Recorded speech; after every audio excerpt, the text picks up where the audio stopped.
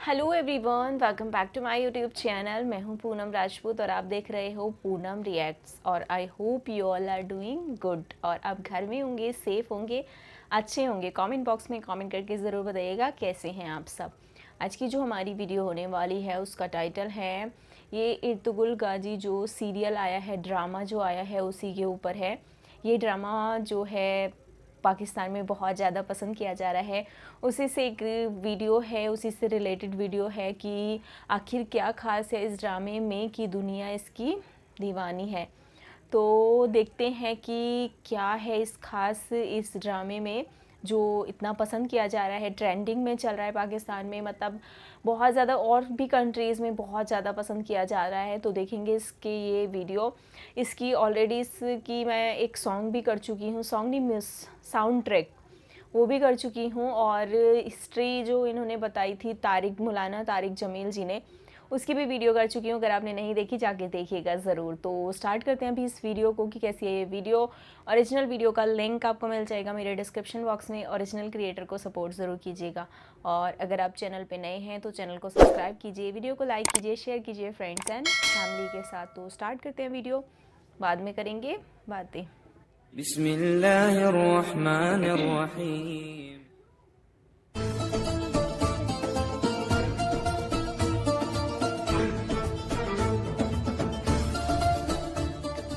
अस्सलामुअलैकुम दोस्तों, मेरा नाम आसिफ खान और आप देख रहे हैं इंडियन मुस्लिम। इर्तुगरुल बस एक ड्रामा नहीं, ये एक तिलिस्म है जो जहनों को जकड़ लेता है। इर्तुगरुल गाजी इस्लाम का वो शानदार सिपाही था जिसने सलीबियों और मंगोलों की नींदें हराम कर डाली थी। और आज के यहूदी और सलीबी इस ड्रामे से कितना बौखलाए हुए हैं, इसका अंदाज़ा इस बात से लगाया जा सकता है कि न्यूयॉर्क टाइम्स ने इस ड्रामे को तुर्की का सॉफ्ट एटम बम कहा है। वो कहते हैं कि तैयब अर्दगान इस ड्रामे के जरिए मुसलमानों को वर्गला रहा है, मगर हकीकत यह है कि इर्तुगरुल ड्रामे ने आज मुसलमानों को जगा दिया है। इर्तुगरुल गाजी जैसे जाबाज सिपाही को देखकर आज का मुसलमान अपने सुनहरे माजी को देख पा रहा है। कौन था ये इर्तुगरुल गाजी? आखिर इसकी इतनी चर्चा क्यों हो रही है? दरअसल मामला शुरू होता है 13वीं सदी से, जब चंगेज खान की मंगोली सेना पूरी दुनिया में लूट मार करती हुई मुसलमानों और यूरोप के कई मुल्कों को फतह कर रही थी। मंगोल ऐसे वहशी दरिंदे थे जो जहां भी जाते खून की नदियां बहा देते थे। ना बच्चों बूढ़ों का लिहाज, ना औरतों को छोड़ते थे। हर जगह तबाही फैलाना इनका मकसद था। जब ये मंगोल ख्वारिज्म के इलाके तक पहुँचे तो यहाँ एक कबीला था जो इस इलाके को छोड़कर वहाँ से भागा। उस कबीले का नाम था काई कबीला। इस कबीले का सरदार था सुलेमान शाह। सुलेमान शाह के 4 बेटे थे। तीसरे नंबर का बेटा था इर्तुगरुल गाजी। और ये ड्रामा या सीरीज इसी जाबाज हस्ती पर बना है। सल्जूकी सल्तनत की शहजादी हलीमा सुल्तान और उसके भाई और बाप को ईसाइयों ने कैद कर लिया था। जंगल के रास्ते से जब ईसाई इनको महल ले जा रहे थे तब ये लोग इर्तुगरुल गाजी के हत्थे चढ़ गए। इर्तुगरुल ने शहजादी हलीमा और उसके बाप और भाई को ईसाइयों से छुड़वा लिया। बस यहीं से शुरुआत होती है इस जाबाज दिलेर हीरो इर्तुगरुल गाजी की। इस घटना के बाद काई कबीले पर ईसाइयों की तरफ से तरह तरह की परेशानियां आने लगी, मगर इर्तुगरुल गाजी ने बड़ी दिलेरी से हर परेशानी को दूर कर डाला। इर्तुगरुल गाजी का दिलेरी वाला काम था ईसाइयों के उस किले को फतह करना जहां से मुसलमानों के खिलाफ साजिशें तैयार होती थी। इन ईसाइयों को उस वक्त नाइट टेम्पलर्स कहा जाता था। इस किले में बड़े बड़े ईसाई पादरी मिलकर मुसलमानों के खिलाफ एक आलमी जंग की साजिश रच रहे थे, मगर इर्तुगरुल गाजी की बहादुरी ने इनके नापाक इरादों पर पानी फेर दिया। जब इर्तुगरुल ने इस किले को फतह किया तो पूरी मुस्लिम और गैर मुस्लिम सल्तनतों में इर्तुगरुल की दिलेरी और बहादुरी का डंका बजने लगा। यहाँ से इर्तुगरुल नाम का एक ऐसा तूफान उठा कि दुश्मनाने इस्लाम इस तूफान में उड़ते चले गए। दरअसल बात यह है कि इस ड्रामे के जरिए मुसलमानों की बुज़दिली और एहसास कमतरी को ख़त्म किया जा रहा है। इन्हें अपनी तहजीब पर फख्र करना सिखाया जा रहा है। इस वक्त ये ड्रामा 150 देशों में तर्जुमे के साथ साया किया जा चुका है। मेरी नज़र में ये ड्रामा इस्लामी इनकलाब का एक अजीम दाई है और मुस्लिम नौजवानों को ये ड्रामा ज़रूर देखना चाहिए। डेली मोशन पर आपको पहला सीजन उर्दू में मिल जाएगा जिसके 75 एपिसोड हैं। बाकी अब पाकिस्तान के पीटीवी ने सिरे से इस ड्रामे की उर्दू डबिंग शुरू कर दी है। यूट्यूब पर आपको मिल जाएगी। एक बार दरियाए फरात को पार करते हुए काई कबीले के सरदार सुलेमान शाह दरिया में डूबकर इंतकाल कर गए। इसके बाद कबीले वालों ने अर्तुगरुल गाजी को अपना सरदार चुन लिया, क्योंकि अर्तुगरुल गाजी जैसा ज़हीन, बहादुर, निडर इंसान कबीले में और कोई न था। अर्तुगरुल की सरदारी में काई कबीले ने तुर्की के अनातोलिया की तरफ रुख किया। अर्तुगरुल के 2 भाई इससे अलग हो गए, जबकि अर्तुगरुल अपने छोटे भाई के साथ सफर पर निकल पड़ा। बीच सफर में अर्तुगरुल ने देखा कि 2 सेनाएं जंग कर रही हैं। एक सेना बड़ी कमजोर और जंग हारने की कगार पर आ पहुंची थी, तो अर्तुगरुल ने हारती हुई सेना का साथ दिया। ये जंग थी सल्जूकी सल्तनत और मंगोलों के बीच, मगर ये बात अर्तुगरुल को नहीं पता थी। मंगोलों की फौज अलाउद्दीन की सल्जूकी फौज को शिकस्त देने ही वाली थी कि अचानक अर्तुगरुल अपने 404 बहादुर फौजियों के साथ सल्जूकी फौज में मिल गए और मंगोलों को इस कदर मारा कि मंगोल अपने ही लोगों की लाशें मैदान में छोड़कर भाग गए। अलाउद्दीन कुछ देर पहले मंगोलों के हाथों अपनी शिकस्त यकीनी समझ रहा था, मगर अर्तुगरुल की मदद से इतना खुश हुआ कि अर्तुगरुल को शहर अंगोरा या अंकारा के करीब जागीर अता कर दी। अर्तुगरुल एक बेमिसाल और समझदार सरदार था, जिसकी समझदारी दुनिया के कोने कोने में फैल गई थी। दुश्मनाने इस्लाम इनकी जहानत के साथ बहादुरी को देखकर हर वक्त परेशान रहते थे। मुसलमानों की सल्जूकी सल्तनत इस वक्त बहुत कमजोर हो चुकी थी। एक तरफ रूमी फौज, दूसरी तरफ खूंखार मंगोल। इन दोनों के बीच सल्जूकी सल्तनत पीछे चली जा रही थी। अनकरीब था कि यह सल्तनत खत्म हो जाती, मगर जिस दिन अर्तुगरुल गाजी इस सल्तनत में आए, उसी दिन से ये सल्तनत परवान चढ़ने लगी। अर्तुगरुल गाजी अपनी निडर सिपाह सालारी से रोमियों और मंगोलों को लगातार शिकस्त देता चला गया और अपनी सल्तनत को बढ़ाता चला गया। इस वक्त कोई ऐसा बादशाह न था जो अर्तुगरुल गाजी से टक्कर ले सके, और एक वक्त ऐसा आया जब अर्तुगरुल गाजी अपनी वफात से पहले बहुत ताकतवर हो चुका था। सन 1258 ईस्वी में अर्तुगरुल के यहाँ एक लड़का पैदा हुआ, जिसका नाम रखा गया उस्मान। यह वही उस्मान था जिसके नाम पर तुर्की की सल्तनत को सल्तनत उस्मानिया कहा गया। उस्मान भी अपने बाप अर्तुगरुल की तरह ज़हीन, बहादुर और निडर था। 1288 ईस्वी में अर्तुगरुल ने वफात पाई।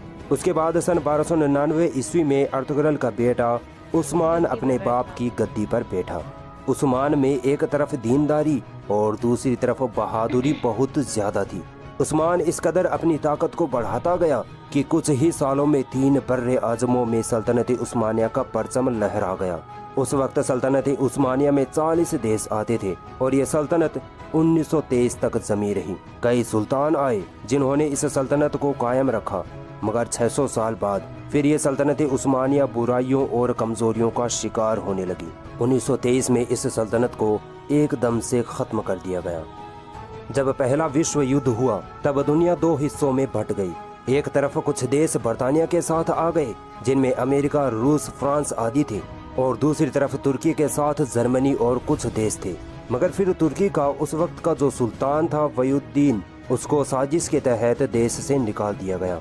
अमेरिका, रूस, बर्तानिया ने जबरदस्ती तुर्की के सुल्तान को घेर कर एक समझौता किया कि अगर अपनी सल्तनत को हमसे बचाना चाहते हो तो हमारी शर्तें माननी पड़ेंगी।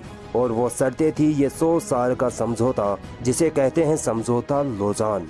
इस समझौते की शर्तें थी कि तुर्की का सुल्तान इस्तीफा दे, इसकी सारी संपत्ति जब्त कर ली जाएगी, खिलाफत वापस से कायम करने पर पाबंदी लगा दी गई, और सबसे बड़ी और घातक शर्त तो ये थी कि अब 100 साल तक तुर्की अपनी ही जमीन से तेल पेट्रोल नहीं निकाल सकेगा। तुर्की को तेल या पेट्रोल दूसरे देशों से ही खरीदना पड़ेगा। और तुर्की की बंदरगाह बॉस्फोरस पर भी पाबंदी लगा दी गई, जो कि एशिया को यूरोप से कम तरीन फासले से मिलाती है। इसे आलमी मलकियत करार दे दिया गया, यानी अब कोई भी देश का जहाज इस बंदरगाह से गुजर सकता है और तुर्की किसी से भी कोई टैक्स नहीं ले पाएगा, मानो तुर्की को बांधकर 100 साल के लिए किसी कोने में फेंक दिया गया हो। अमेरिका ने अपने एक गुलाम मुस्तफ़ा कमाल अतातुर्क को तुर्की का बादशाह बना दिया, जिसने तुर्की को एक सेकुलर देश घोषित कर दिया, जिसकी वजह से हर तरफ बेहयाई, शराब नोशी और मगरिबी कल्चर आम होने लगा। मगर अब 2023 में ये समझौता खत्म होने वाला है, और जब ये समझौता खत्म होगा तब तुर्की पहले जैसा नहीं रहेगा। तुर्की एक ऐसा देश बनेगा जो अमेरिका और इजराइल जैसे देशों की आंखों में आंखें डालकर मुंह तोड़ जवाब देगा। अल्लाह ने तुर्की को रजब तैयब अर्दगान जैसा उम्मत मुस्लिमा का दर्द रखने वाला लीडर दिया है, जिसने अपनी समझदारी और न्याय के चलते एक बार फिर सेक्युलर तुर्की को इस्लामी तुर्की की जानिब गामजन कर दिया है। और इसी वजह से आज अमेरिका, इजराइल जैसे देश तुर्की को बर्बाद करने की हर साजिश कर रहे हैं। ये देश अर्तगरल गाजी ड्रामे को बंद कराने की हर वो साजिश कर रहे हैं जिससे कि ये ड्रामा बंद हो जाए और मुसलमान सोया का सोया रह जाए। मगर अब देर हो चुकी है, मुसलमान जाग चुका है। अब मुसलमानों को डराया नहीं जा सकता, अब मुसलमानों को दबाया नहीं जा सकता। अर्तगरल गाजी जैसी शख्सियत तारीख में बहुत कम देखने को मिलती है। हर मुसलमान को चाहिए कि अपने आप को दीन इस्लाम के हवाले कर दे और अर्तगरल गाजी जैसा बनने की ठान ले।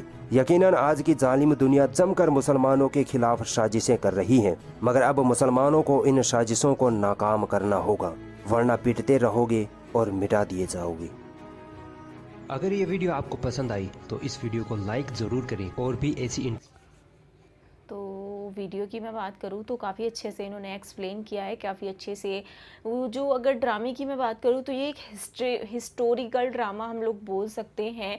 जो मुस्लिम हैं उनकी हिस्ट्रीज को दिखाता है। ये जो हिस्ट्री थी, जो अर्तुगरुल गाजी थी, उनके बेटे थे अर्तुगरुल गाजी जो है, आई थिंक मैं नाम सही बोल रही हूँ, तो वो जो थे उनके बेटे थे, उन्हीं की पूरी हिस्ट्री को दिखाता है कि किस टाइप से उन्होंने मतलब अपने उसके लिए कैसे लड़ाई की, कैसे वो मतलब इस मतलब सबसे जीत के कैसे उन्होंने अपना वो फैलाया था। तो वही चीज़ है, हिस्टोरिकल ड्रामा है। तो हिस्टोरिकल ड्रामा वैसे भी मतलब हम जो भी होता है उनको बहुत ज़्यादा पसंद आता है कि हिस्ट्री जानने को मिलती है, क्योंकि हिस्ट्री हम लोग क्या होते हैं बुक्स में तो होती है लेकिन हम भूल जाते हैं, लेकिन जब वो हम सीरियल्स के थ्रू देखते हैं तो हमें बहुत अच्छी लगती है और उनसे हम बहुत कुछ सीखते भी हैं। हिस्टोरिकल जितने भी ड्रामा होते हैं, चाहे वो किसी भी उसका हो, तो जब अपनी हिस्ट्री जानने को मिलती है तो बहुत अच्छा लगता है और उससे बहुत कुछ सीखने को भी मिलता है।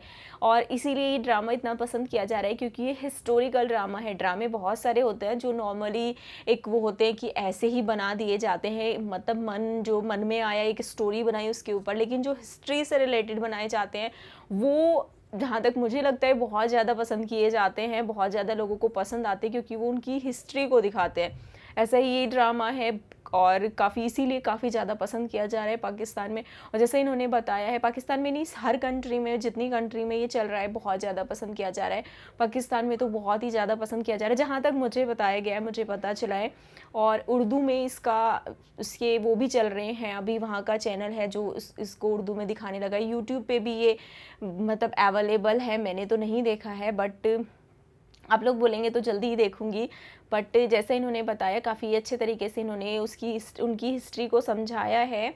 आई होप आप लोगों को बहुत कुछ जानने को मिला होगा। वैसे आपने ड्रामा देखा होगा, कितने लोगों ने ड्रामा देखा हुआ है, कितने लोग इस ड्रामे के टोटल एपिसोड देख रहे हैं, आप लोग मेरे साथ ज़रूर शेयर कीजिएगा, कमेंट बॉक्स में ज़रूर बताइएगा और बताइएगा कि कैसा है ये ड्रामा। वैसे सब लोगों ने बताया कि बहुत ही अच्छा ड्रामा है और सारे लोग देख रहे हैं, तो कॉमेंट बॉक्स में आज बताइए कि कौन कौन इस ड्रामे को देख रहा है, किस किस को कितना पसंद आ रहा है और ये हिस्ट्री कितनी मिलती है, क्योंकि मुझे नहीं पता कितनी मिलती है, आप लोगों को नॉलेज होगी।